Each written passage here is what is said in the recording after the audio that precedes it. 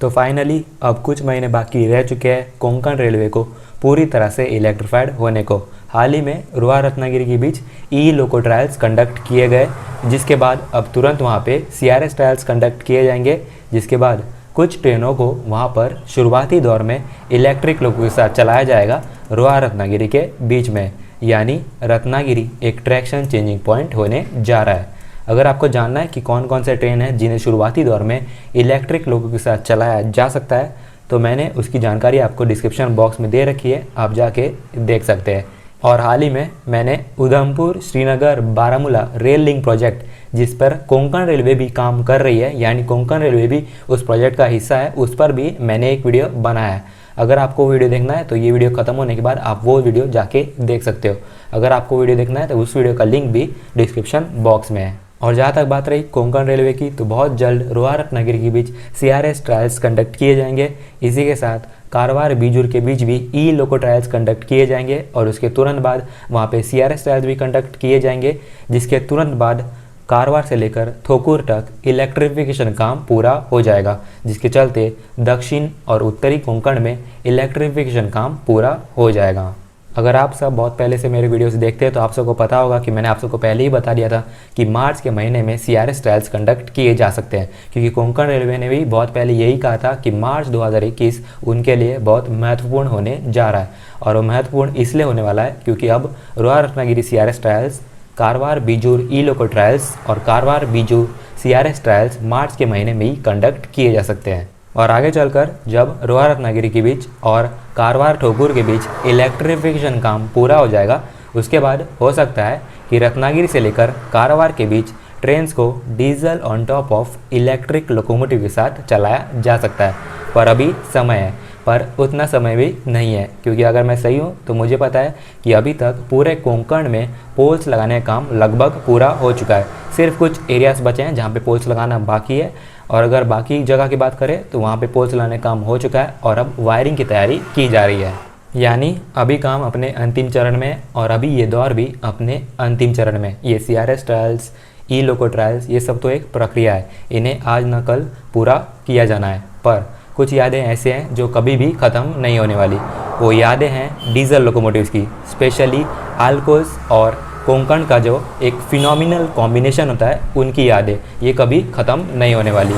और आप सबको पता होगा कि आल्को की चगिंग और कोंकण की खूबसूरती एक दूसरे को ऐसे कॉम्प्लीमेंट करते हैं जिन्हें हम शब्द में बयां नहीं कर सकते, क्योंकि ये इमोशंस है, फीलिंग्स है, इन्हें शब्द में बयां नहीं किया जा सकता। मैं स्क्रिप्ट लिखते वक्त भी शब्द ढूंढ रहा था, पर मुझे शब्द नहीं मिले इस कॉम्बिनेशन को बयां करने के लिए। जब कोंकण रेलवे का काम किया जा रहा था, यानी रुआ से लेकर ठोकुर के बीच नई रेलवे लाइन बिछाई जा रही थी, तब इलेक्ट्रिफिकेशन काम साथ ही साथ पूरा नहीं किया गया, क्योंकि तब ये ज़रूरत नहीं था, तब इसकी ज़रूरत नहीं थी।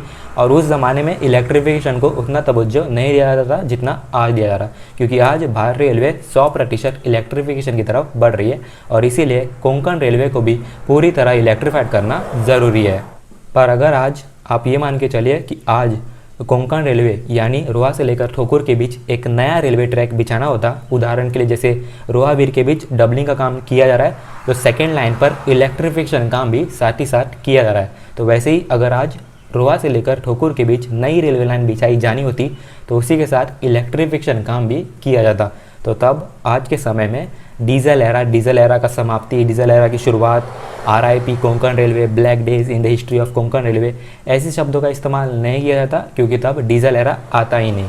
पर आज तस्वीर कुछ अलग है। डीजल एरा अपने समाप्ति के कगार पर है और वहीं इलेक्ट्रिक एरा शुरुआत होने जा रहा है। मैं ये वीडियो क्यों बना रहा हूँ? मैं ये वीडियो इसलिए बना रहा हूँ क्योंकि मैं आप सबको कोंकण रेलवे में जो ट्रांजिशन फेज चल रहा है उसके बारे में जानकारी दे सकूँ। पर मैं आपको क्या जानकारी दूँ? कोई आंकड़े, कोई डेटा, एक डीजल कोंकण फैन का जो दर्द है वो बयां नहीं कर सकते। 2 दशक से ज़्यादा डीजल एरा को अब हो चुके हैं, उससे भी ज़्यादा, पर अभी भी थोड़ा समय बचा हुआ है। इसके बावजूद बहुत सारे लोग व्यक्तिगत तौर पर भी, सोशल मीडिया पर भी अपने जो यादें हैं, दुख हैं, जो भी यादें हैं, किस्से हैं कोंकण रेलवे से जुड़े हुए, वो एक दूसरे के साथ शेयर कर रहे हैं। बहुत लोग ये भी बोल रहे हैं कि इलेक्ट्रिफिकेशन के बाद कोंकण रेलवे की ब्यूटी ख़त्म हो जाएगी, तो मुझे नहीं लगता ये बोलना सही होगा कि इलेक्ट्रिफिकेशन के बाद कोंकण रेलवे की ब्यूटी ख़त्म हो जाएगी, क्योंकि ऐसा नहीं है। ब्यूटी है वो वैसे ही वैसी रहेगी, वहाँ का जो पर्यावरण है, वहाँ का जो एटमॉस्फेयर है वो वैसे का वैसा ही रहेगा। हालांकि इलेक्ट्रिफिकेशन के बाद उस ब्यूटी में और सुधार आएगा, क्योंकि अब वहाँ प्रदूषण ना के बराबर होगा। पर अभी जो व्यू है, व्यू जो बनता था, यानी जो पोल्स नहीं थे पहले, वो खाली था एकदम एरिया, और वहाँ पे एकदम साफ सुंदर व्यू बनता था देखने के लिए, तो वो व्यू ख़राब हो जाएगा क्योंकि अब वहाँ पोल्स आ चुके हैं, इसलिए व्यू ख़राब होगा, ब्यूटी नहीं। और इसी के साथ RIP कोंकण और black day in the history of Konkan ऐसे शब्दों का भी इस्तेमाल नहीं करना चाहिए। ऐसे शब्द इस्तेमाल करने से हमें बचना चाहिए, क्योंकि ये बदलाव है जो ज़रूरी है। परिवर्तन ही संसार का नियम है, हमें इसे परिवर्तन को एक्सेप्ट करना चाहिए, भले ही हम इससे दुखी हो या फिर हम इसे एक्सेप्ट ना करना चाहते हो मन से, पर हमें इसे एक्सेप्ट करना होगा, क्योंकि ये परिवर्तन ज़रूरी है। अब डीजल लोको अपने अंत तक आ रहे हैं, यानी अब डीजल एरा ख़त्म होने जा रहा है कोंकण रेलवे में। पर कोंकण रेलवे के इतिहास में पहली बार होने जा रहा है कि अब वहाँ पे इलेक्ट्रिक लोकोमोटिव के साथ ट्रेन्स चलने जा रही है। आप सब ने यह भी देखा होगा कि जैसे जैसे हम 100% इलेक्ट्रिफिकेशन की तरफ बढ़ रहे हैं, वैसे वैसे कुछ लोग हैं जो इलेक्ट्रिफिकेशन का विरोध कर रहे हैं। विरोध तो नहीं कर रहे, पर उसके डिसएडवांटेजेस है वो गिना रहे हैं। उनका कहना है कि इलेक्ट्रिसिटी हम फॉसल फ्यूल यानी कोयले को जलाकर थर्मल पावर प्लांट में कोयले को जलाकर ही प्रोड्यूस करते हैं, जिससे कि प्रोड्यूशन भी होता है।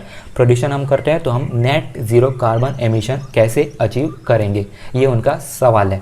तो पहली तो बात, डिसएडवांटेजेस और एडवांटेजेस सबके रहते हैं। डीजल लोगों के अपने एडवांटेजेस हैं, वैसे ही इलेक्ट्रिक लोगों के अपने एडवांटेजेस हैं, सब चीज़ के होते हैं। पर अभी क्या ट्रेंड चल रहा है, अभी है इलेक्ट्रिसिटी का ज़माना। भले ही हमें इलेक्ट्रिसिटी के लिए फॉसल फ्यूल्स यानी कोयले को ही क्यों ना जलाना पड़े, उसका प्रोड्यूशन ही क्यों ना करना पड़े, पर हम बिजली के ऊपर पूरी तरह से अब निर्भर होना चाहते हैं। और हमें इस बात का भी ध्यान रखना होगा कि जैसे जैसे डीजल लोकोस अपने अंत की तरफ बढ़ रहा है, यानी डीजल लोकोस का इस्तेमाल जैसे जैसे कम किया जा रहा है, वैसे वैसे रेलवे के पास ज़्यादा पैसे बच रहे हैं, क्योंकि डीजल लोकोमोटिव को चलाने के लिए तेल चाहिए रहता है और इलेक्ट्रिक लोकोमोटिव को चलाने के लिए बिजली। पर जो बिजली इलेक्ट्रिक लोकोमोटिव को चलाने के लिए चाहिए रहता है वो बहुत कम रहता है, अगर हम डीजल लोकोमोटिव चलाने के लिए चाहिए गए तेल से इसकी तुलना करें तो। और इसी के साथ हम पोल्यूशन के एंगल को मिस नहीं कर सकते। यहाँ पर हमें ये भी याद रखना होगा कि डीजल लोकोमोटिव इलेक्ट्रिक लोकोमोटिव की तुलना में बहुत ज़्यादा प्रदूषण करता है, इसीलिए डीजल लोकोमोटिव को अब स्लोली फेज आउट किया जा रहा है, स्पेशली एल्कोस। उसके बाद EMDS को अभी थोड़ा टाइम है, उनके साथ तो अभी रेलवे थोड़ा दिन और चलाएंगी, पर अभी इलेक्ट्रिक लोकोमोटिव को ज़्यादा तवज्जो दिया जाएगा। यानी कंजम्पशन से लेकर खर्च से लेकर प्रोड्यूशन में एक इलेक्ट्रिक लोकोमोटिव डीजल लोकोमोटिव से बहुत ज़्यादा बेहतर है।